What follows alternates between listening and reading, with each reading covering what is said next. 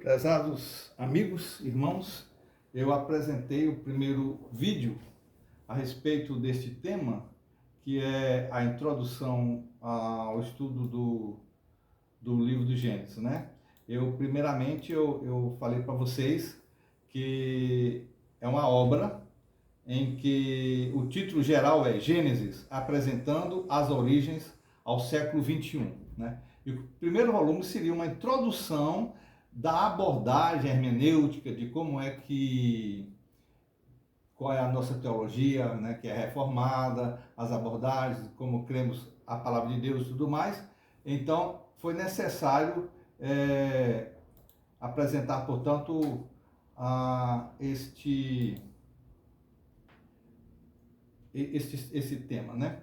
Mas então agora eu parei no capítulo 2.2, que é esse aqui, ó. Interpretação literal mais literária, e o PAL, paradigma em âncora literal. Então, muito bem. Esse aqui é no meu slide aqui de número 38. Eu vou para ele. Muito bem. Para a gente adiantar aqui. Interpretação literal, mas literária. E o PAL, paradigma em âncora literal. Vou explicar o que significa isso, né? Eu estou querendo com isso dizer que este presente livro se baseia na fé de que a Bíblia não somente é a palavra de Deus, mas foi inspirada verbalmente e deve ser interpretada literalmente.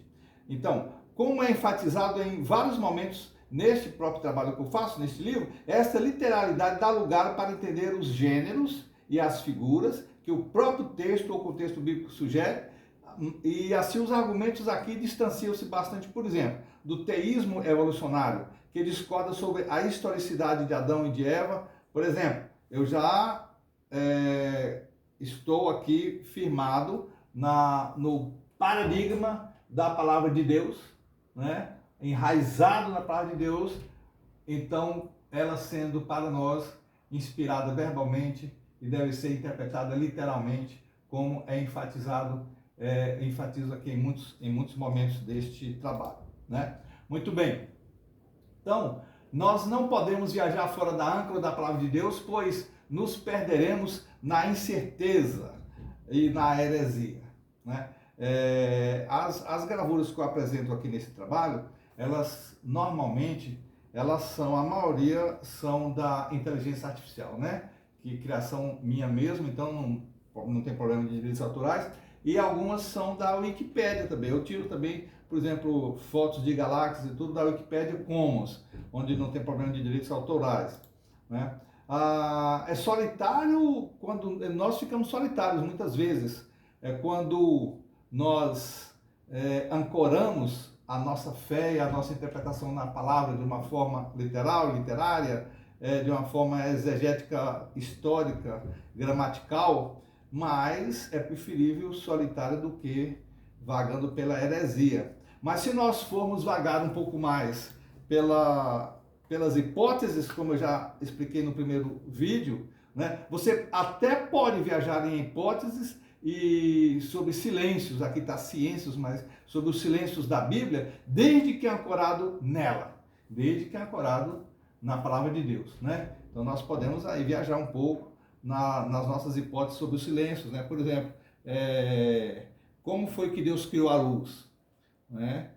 Aí alguém pode dizer, olha, não é incompatível com o todo das Escrituras se nós compararmos pela ciência que ele criou os fótons, porque as primeiras partículas que existiam não se movimentavam uma com as outras, não existia atrito nem nada, e então não existia aquelas leis que depois começaram a existir mais fortes quando a luz surgiu. Então era tudo trevas. Aí quando surgiram os fótons e depois aí os átomos foram se formando, é que surgiu a luz. Aí é uma viagem que eu estou fazendo aqui dentro do aspecto da ciência, mas ela não é incompatível com o todo das Escrituras. O todo das Escrituras, essa viagem, ela está ancorada na palavra de Deus, né?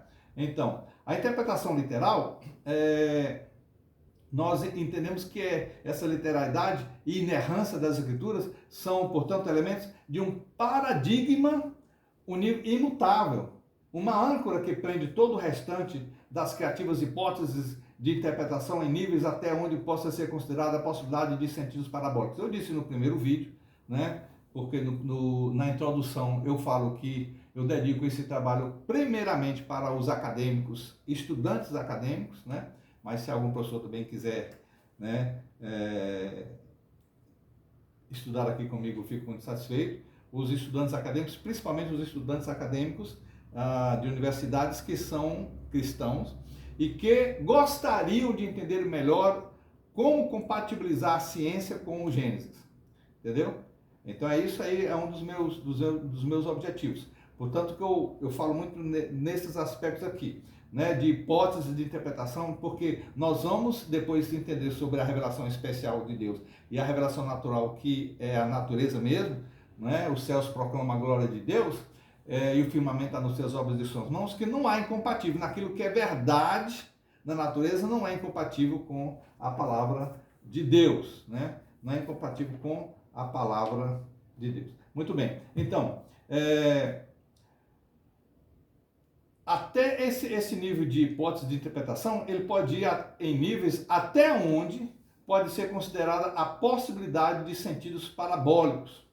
Então, é um dos pontos que eu quero fazer ênfase aqui nessa introdução sobre a hermenêutica utilizada, que eu vou usar muito a interpretação baseada em sentidos parabólicos dos atos criativos de Deus. Não somente narrativas, também narrativas que Deus fez escrever, né? Mas nos próprios atos criativos de Deus, como atos parabólicos. Nós vamos entender que não é uma analogia simples, não se trata de alegoria, de interpretação alegórica, né? em que as pessoas às vezes inventam coisas que não tem nada a ver com o texto bíblico, querendo representar algo que ele está fazendo um paralelismo alegórico sem ter base nenhuma no texto. Não, é o sentido parabólico, quer dizer, o texto como um ato como parábola, ele tem que ter o ato em si, e é verdadeiro, é literal, e ter um significado espiritual ou um significado em outros aspectos mais profundos, né? Então, foi nomeado então como paradigma em âncora literal o fato de todas essas interpretações, de toda essa viagem, digamos, ter que ser baseada na palavra de Deus, no todo da palavra de Deus. Fugir disso e considerar os primeiros capítulos de Gênesis como metáforas ou tentar fazer interpretações alegóricas é um salto de paradigma, o que não devemos aceitar aqui dentro da aproximação, da abordagem que nós estamos fazendo das Escrituras, né? Muito bem.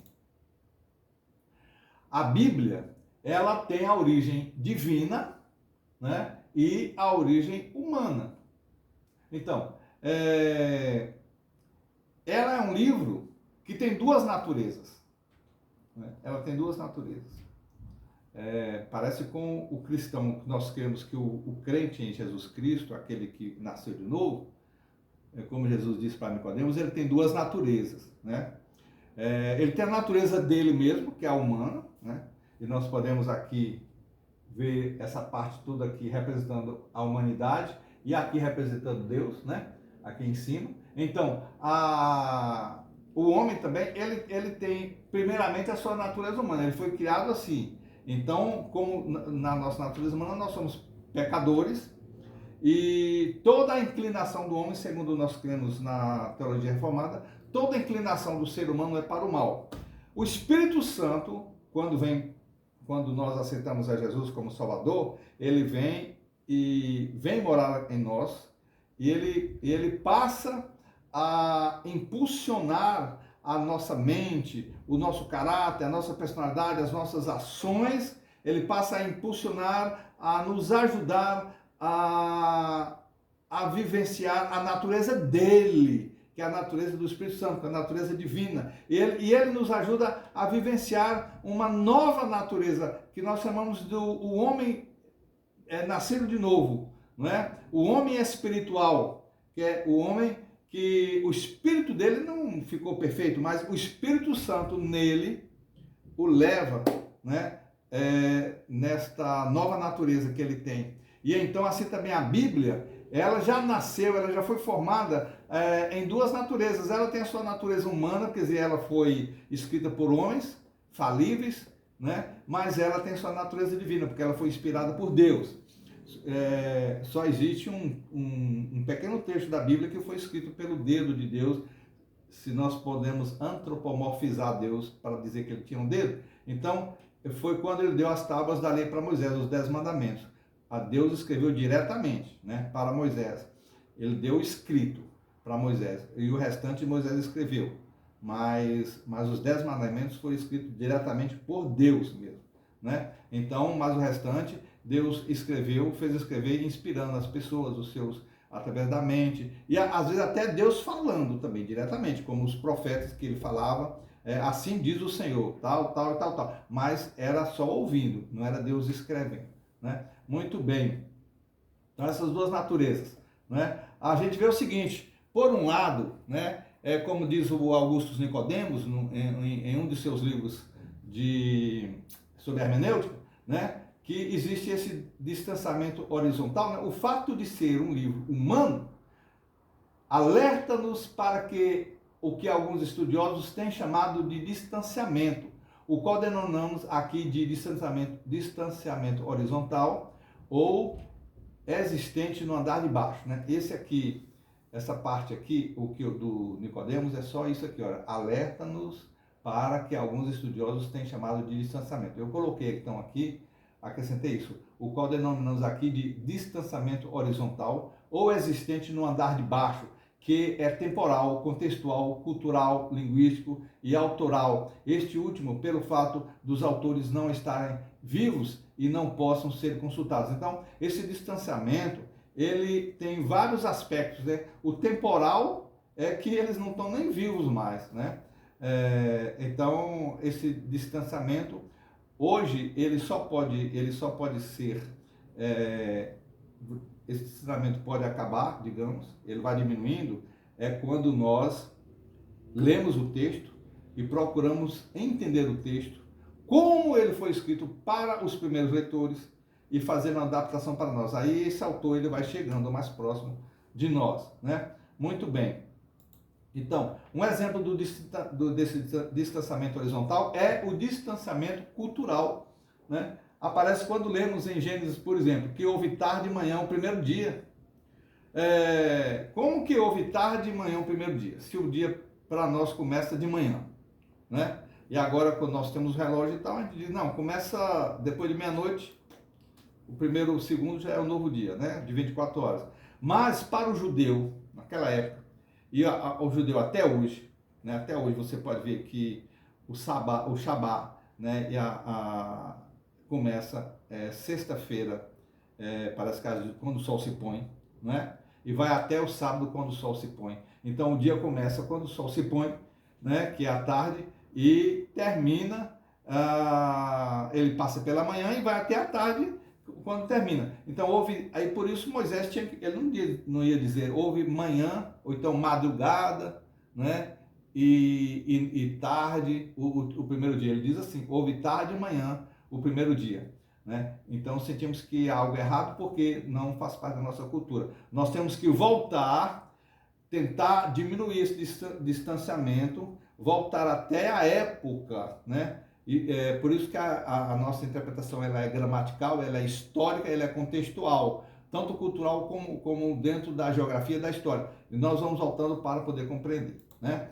Então, existe, portanto, também o distanciamento vertical, que é o distanciamento entre nós e Deus, né? Entre nós e Deus. Como que nós vamos ler um texto que dentro da natureza divina ele foi inspirado por Deus, se Deus está tão distante de nós, se ele está tão longe de nós em alguns aspectos, né? Ele está lá no céu, trono dele está no universo dos anjos, né? Numa dimensão superior à nossa, né? Então, esse distanciamento, né? Entre o andar de baixo e o andar de cima, que é natural. Deus que é também um distanciamento natural. Por quê? Porque Deus tem outra natureza que a nossa, né? Então, é um distanciamento natural, é um distanciamento espiritual, é um distanciamento moral. Então, nós vemos isso aí. E então, o que acontece?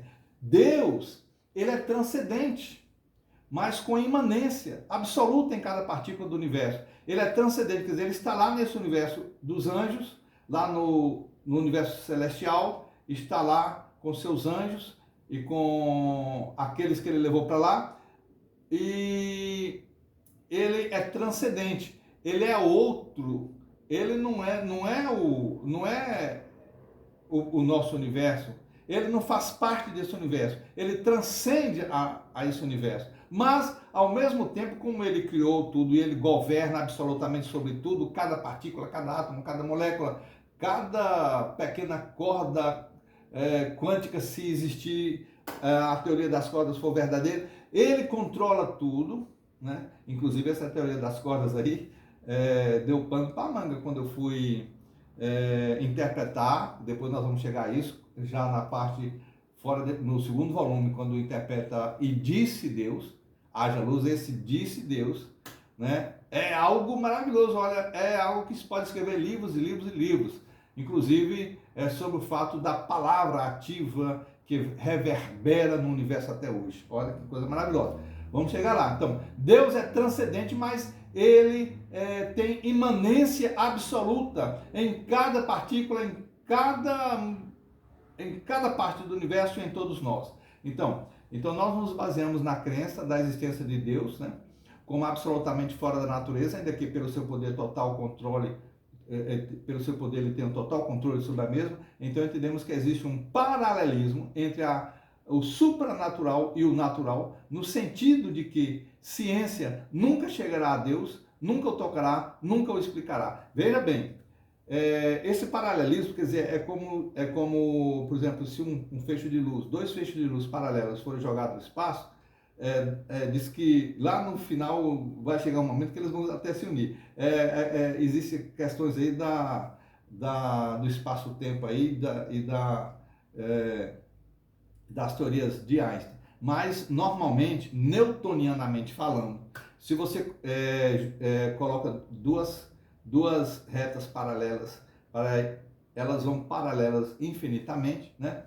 Então existe um paralelismo infinito entre o supranatural ou o que está acima da natureza humana desse universo e o natural, quer dizer, o universo dos anjos, onde Deus está, a divindade, a sua essência, a sua transcendência, ela jamais pode ser tocada pela ciência.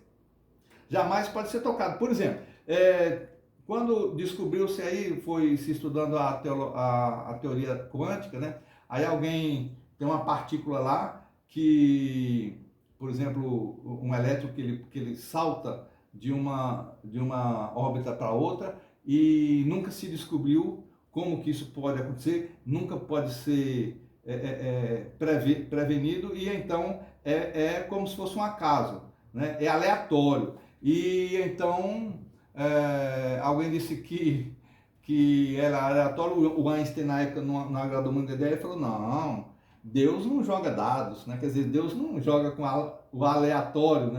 Então Einstein não estava inicialmente aceitando isso, mas aí alguém deu nome para criticar. Veja bem, não foi para honrar a Deus, mas para criticar. Ele disse: isso então é Deus jogando dado, isso aí é a partícula de Deus, é aleatório, né? E nisso pegou, mas muitas pessoas, inclusive no YouTube, tudo está cheio de pessoas que fazem, eles fazem interpretações quânticas sobre até como conseguir uma Ferrari, ou ficar rico e tal, coisas absurdas. Mas as pessoas passaram a chamar isso de partícula de Deus. Mas não existe a partícula de Deus no sentido de que a ciência vai encontrar Deus, entendeu? E se você pegar uma nave, você pode viajar bilhões e bilhões de anos-luz, você nunca vai encontrar Deus, não tem como a ciência tocar em Deus. Inclusive, através da matemática, das fórmulas, através de qualquer outro aspecto, biblicamente falando, baseado na palavra de Deus, dentro da teologia reformada, como nós cremos, não se pode tocar Deus pela natureza. Então, a filosofia chega até um ponto, vou, como o Descartes, né? Eu vou desacreditar em tudo. Então, nada existe. Nada existe, né?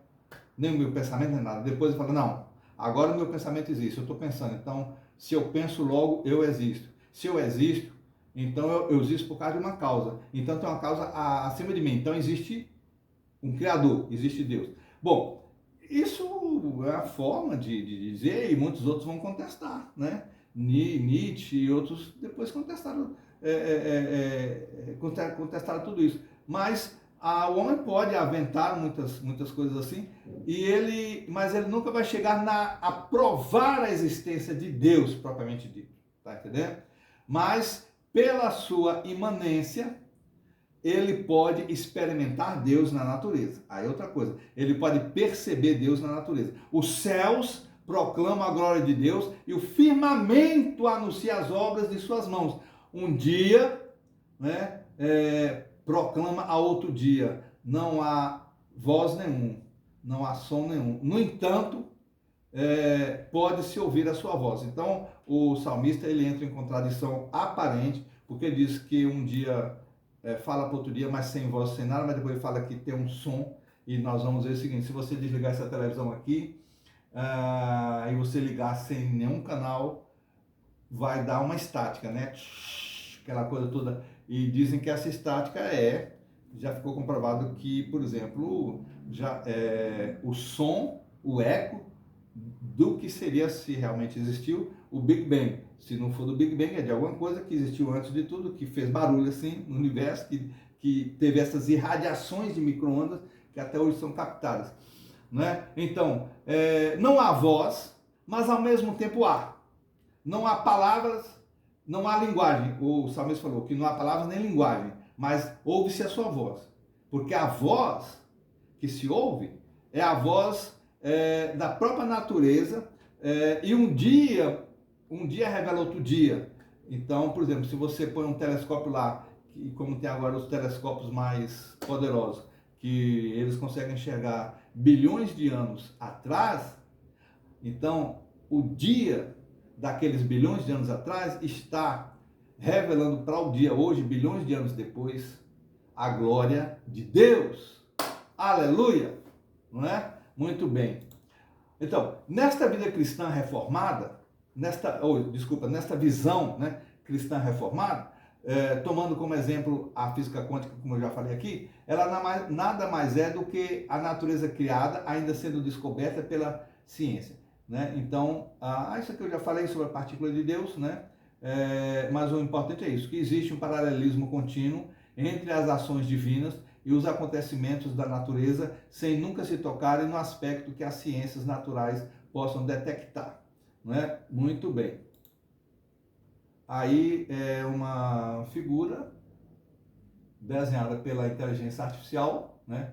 Você pode ver que até eu deixo alguns que vêm com alguns defeitos na mão, porque geralmente ela deixa defeitos na mão, nos pés, igual aqui tem um defeito no olho, mas é muito bom para ficar claro de que é inteligência artificial mesmo, né? E é uma desculpa para a gente poder também não ficar tendo tanto trabalho, né? Porque demora da gente ensinar para a inteligência artificial como é que é para fazer o desenho que a gente quer. Muito bem. Agora nós vamos para esse 2.4, que é o projeto arquitetônico em fractal perfeito. Olha, alguém pode pensar assim, vem cá, você está falando de Bíblia, é? Você está falando de criação, de Gênesis? Você está falando de hermenêutica que você se baseia para poder interpretar o Gênesis? O que é isso? Projeto arquitetônico em fractal perfeito. Né? Então é o seguinte, nós vamos adentrar aqui algo muito, muito polêmico, né? Mas é maravilhoso nós dialogarmos sobre isso. Eu chamo vocês ao diálogo, a todos vocês, né?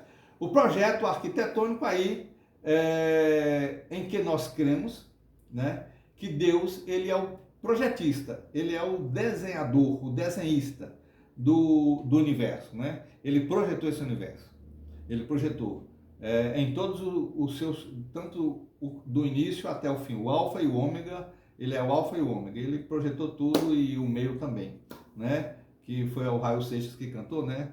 O princípio, o meio e o fim, né? Mas ele estava falando de um sujeito lá que disse que nasceu há 10 mil anos atrás, então não era Deus, né? Aí não era Deus não, porque Jesus não nasceu há 10 mil anos, ele nasceu há 2 mil anos como humano, mas ele existe por toda a eternidade como Deus, né? E aquela música, muita coisa ali poderia ser adaptada para Jesus. Então, o projeto arquitetônico, né? Uma construção em fractal perfeito. Aqui tem umas figuras aqui, que é um desenho de fractal da natureza, né? E o fractal que eu estou falando aqui, ele é maior do que isso, porque ele é completo, né?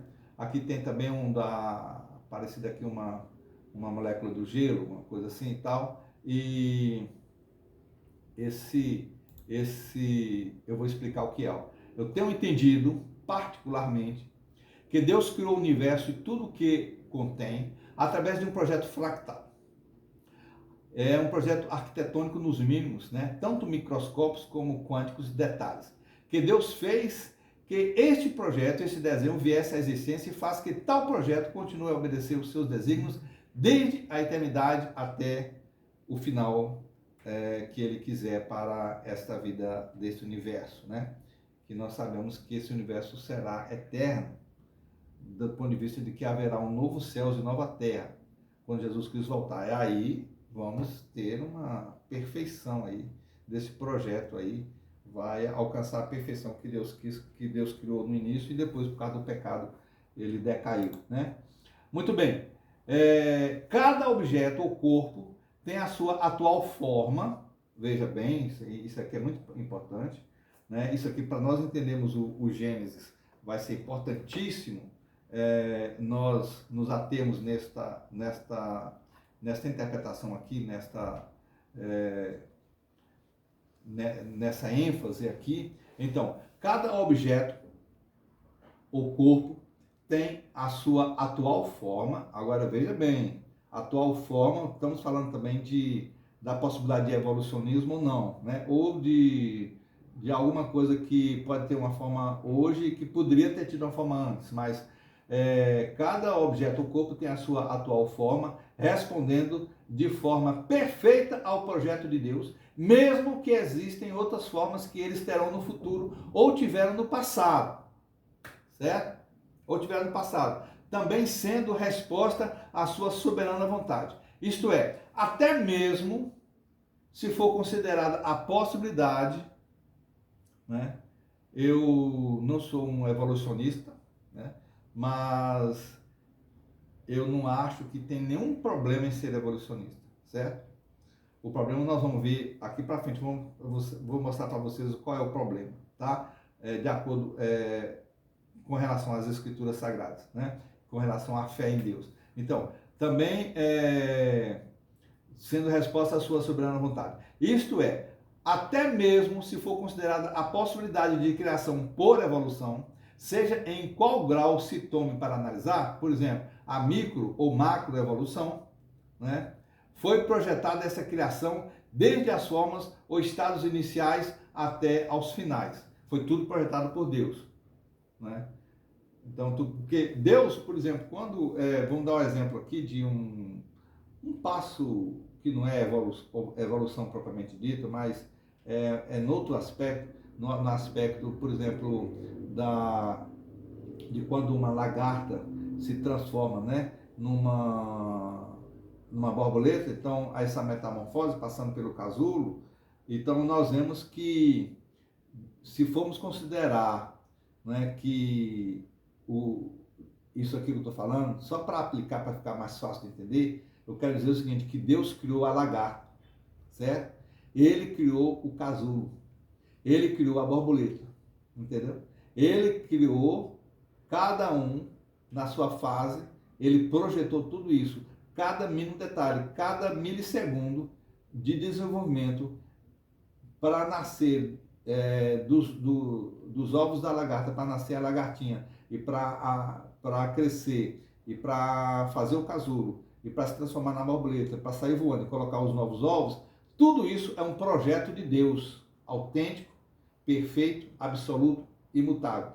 Então é aí que entra essa questão do projeto arquitetônico em fractal perfeito, certo? Eu sei que é difícil, porque eu mesmo não estaria entendendo se tivesse só com isso aqui. Eu vou explicar agora para frente ainda. Aqui tem um exemplo, né, interessante aqui, esse projeto arquitetônico em fractal perfeito, olha, tendo o Criador absoluto controle de cada uma das fases, as quais foram por ele projetadas para chegar até aqui. Então, por exemplo, suponhamos, Deus projetou um determinado ser, né? Ou pode ser até inanimado, porque ele projetou partículas antes dos átomos, depois elas se movimentando, se juntando, aí formaram os fótons, aí tudo era escuro, mas aí veio a ficar claro também com a luz, e formaram os átomos. Os primeiros átomos foram de hidrogênio, e também depois foi ficando um pouco mais pesado o de hélio. E através, digamos assim, para simplificar, né, através dos átomos de hidrogênio, então podemos dizer que tudo era hidrogênio, depois da singularidade, né, da expansão, se houve realmente essa expansão do Big Bang, ou como é que foi, podemos dizer como se fosse água, né? Hidrogênio, se ele formos pensar nele, ele pode ser líquido também, ele pode simbolizar água, né? Somente água. E depois, então, dele, que era um gás ou liquefeito, digamos, também ele foi surgindo partículas mais pesadas, né? Onde os elementos foram sendo formados, né? Elementos, gases mais pesados e tudo mais. E depois elementos, por exemplo, através das explosões das estrelas, dos seus núcleos e tudo mais, o ferro, ouro, essas coisas todas foram formadas. Quer dizer, ferro, ouro, esses metais mais pesados assim, eles nunca foram formados na própria Terra, a não ser que Deus estralou o dedo e fez, entendeu? Aí eu creio que é possível também, porque fé é isso aí. Fé é Deus fazer da forma simples ou fazer da forma complicada. Deus fazer do A até o B, até o Z, ou fazer, não, eu quero fazer diferente, eu vou fazer do Z para o A. Eu quero fazer ao contrário, eu quero fazer ao inverso. Deus pode tudo. Eu creio, isso que é fé, irmãos. Isso que é fé. Então, esta fé não nos deixa tristes quando nós lemos uma coisa na Bíblia e nós não entendemos. Esta fé não nos deixa complicados quando nós vemos a natureza e não entendemos compatível com a criação. Por quê? Porque o burro somos nós. O burro somos nós. Olha, o burro é algo tão interessante que Deus nem criou o burro. E o burro existe, né? O burro é tão burro que ele existe sem Deus ter criado. Então, por exemplo, eu estava olhando essa novela do Gênesis querendo ver se tinha burro lá, porque não podia ter o burro, né?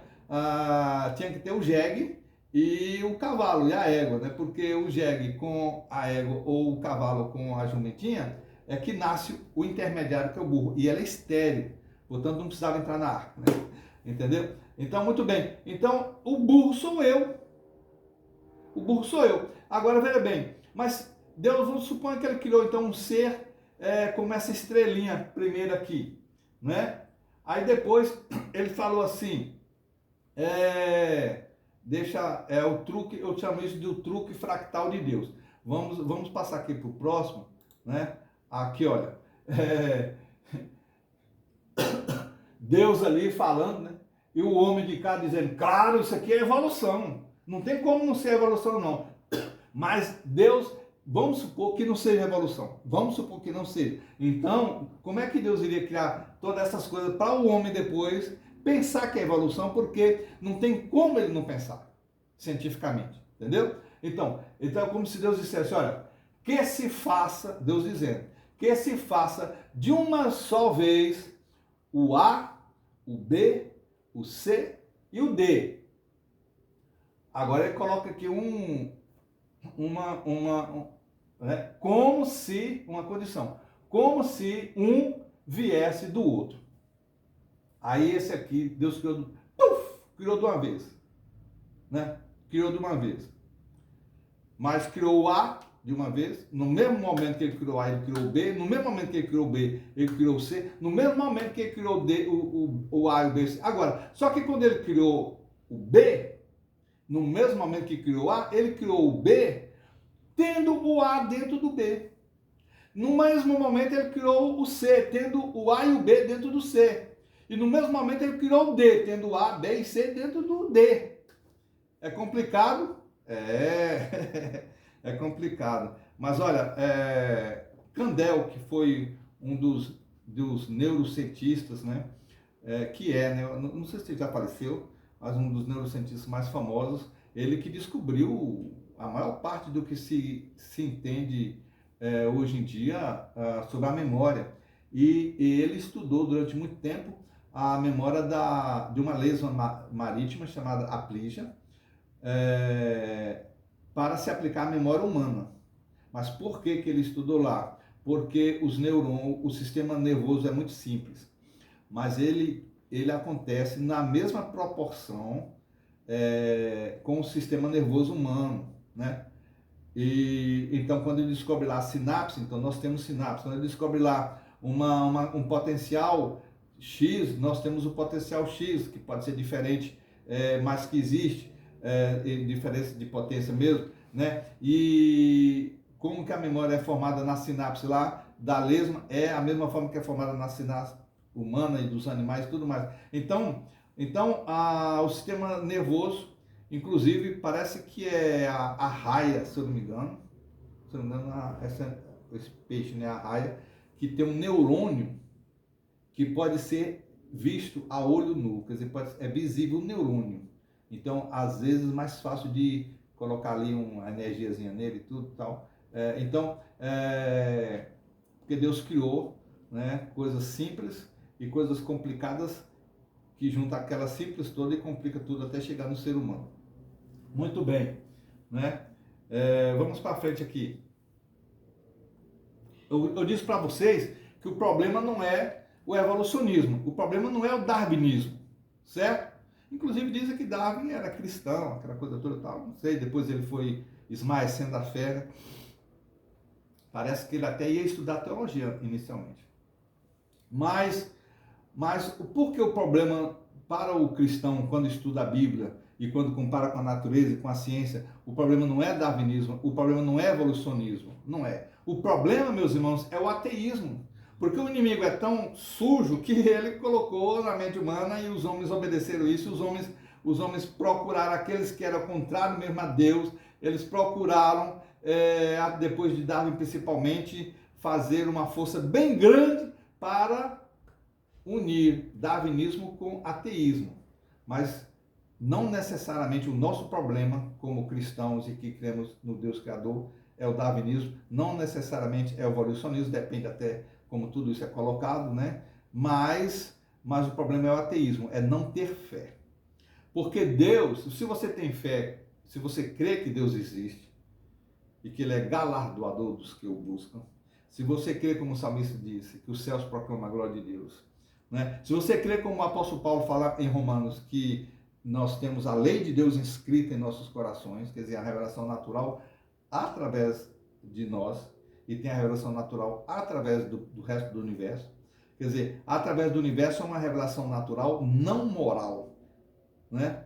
E não revela Deus como pessoa e nem Deus como ser moral. Dentro de nós, revela Deus como ser moral, mas não pessoal, Yahvé, porque esse pessoal, quer dizer, juntando o Deus no sentido de criação da natureza, no sentido natural, no sentido de nos revelar a Ele como Criador, nos revelar Ele como ser moral e nos revelar Ele como pessoa, nós só temos na palavra de Deus.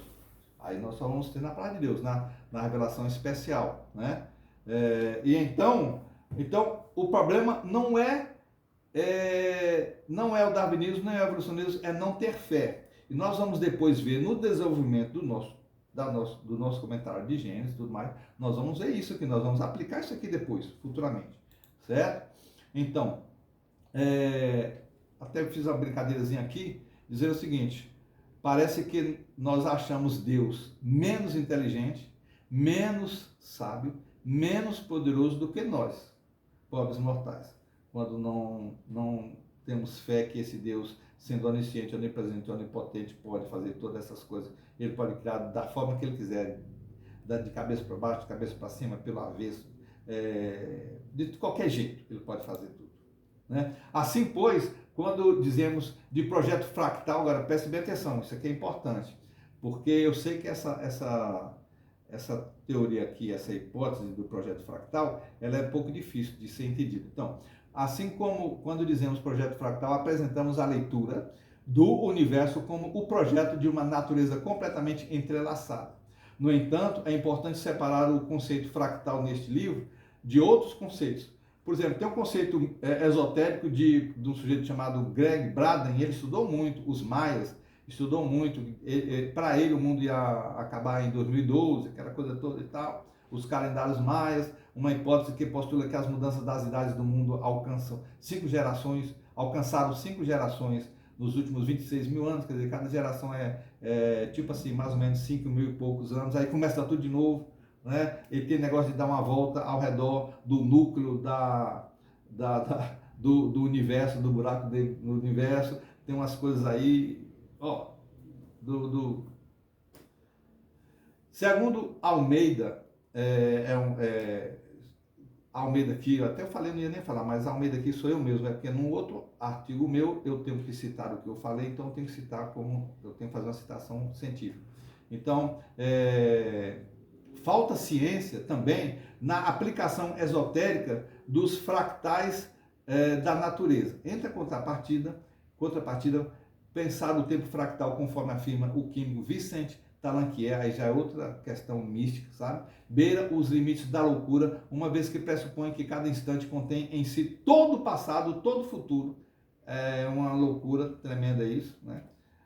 Levando à conclusão de que feitos passados e futuros são presentificados efetivamente. Do ponto de vista lógico, tal raciocínio soa absurdo e a própria noção de feitos futuros parece ininteligível e certamente inatingível em termos objetivos. E aqui eu estou baseado num sujeito também, Pereira, 2011, que tem na minha bibliografia. Muito bem.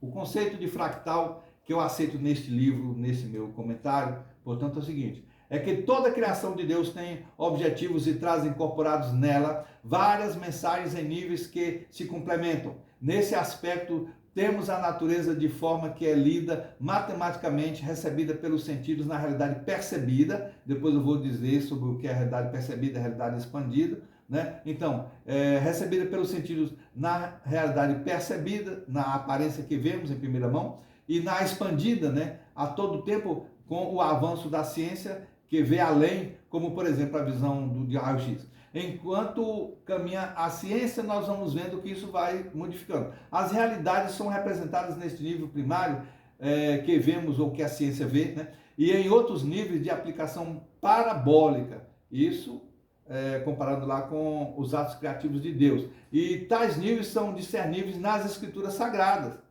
Um segundo aspecto desta engrenagem fractal diz respeito apenas à natureza, discernindo nela mesmo, né? Que aqui eu estava falando sobre esse discernimento fractal da própria obra criada por Deus e descrita no Gênesis. Mas agora eu estou falando aqui dela descoberta nela própria, na natureza própria. Então, é o segundo aspecto, né? Diz aqui, cada ser menor que seja, colaborando de alguma forma e completando as ideias arquitetônicas do Criador para um todo construído, desde os objetos mais simples, subatômicos, até os mais complexos, como o corpo do ser humano. Assim, um sistema nervoso de um pequeno animal, como uma lesma, tem tudo a ver com o sistema nervoso de todos os animais e do homem, guardando as devidas proporções de complexidade. Deus construiu com o próprio universo as coisas mais simples, as chaves para abrirem as comportas da compreensão do mesmo universo nas coisas mais complexas. Ademais, este é um dos truques de Deus. Vamos estudar à frente que Deus brinca de pique-esconde conosco. Deus impossibilitou que os cientistas, por exemplo, que eles entendessem os fractais como o projeto dele, assim, sem crerem em Deus e sem pensar que há um Criador, né? Que somente pode ser compreendido com a ajuda da fé, né? Os cientistas são obrigados a verem em cada fase do projeto, em seres diferentes, menos complexos, uma fase de evolucionismo. Isso é um truque de Deus. Portanto, eu quero dizer aqui o seguinte, que eu ficava um pouco triste, né? Quando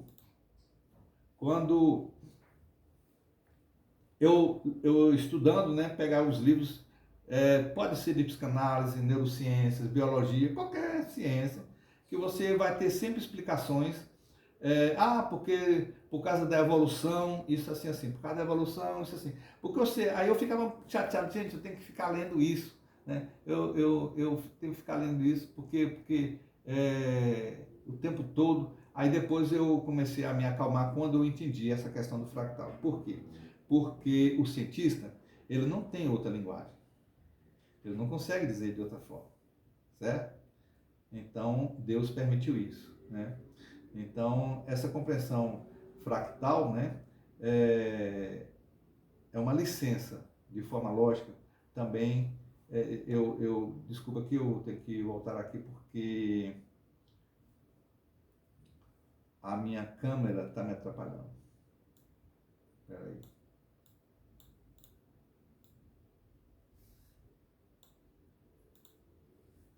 Então, aqui agora eu estava dizendo o seguinte, né?